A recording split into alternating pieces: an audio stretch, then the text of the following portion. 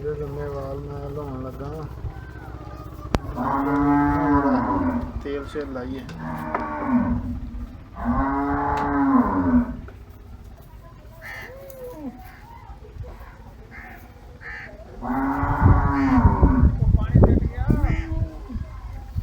हाँ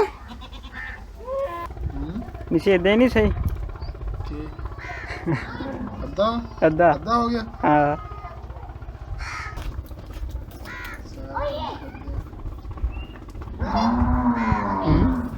अच्छा तो जुआ शुआ तो नहीं था हो गया और एक बार तो हो गया